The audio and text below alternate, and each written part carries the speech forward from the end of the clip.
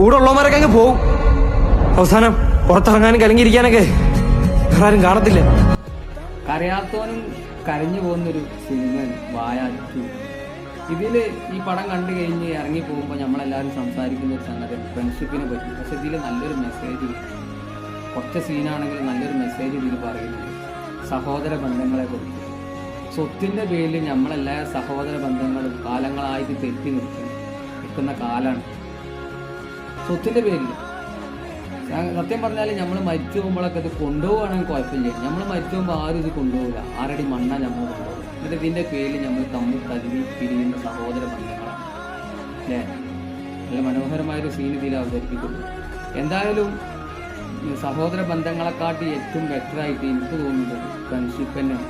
ചതിക്കാത്ത friendship, ഇതുപോലത്തെ friendship.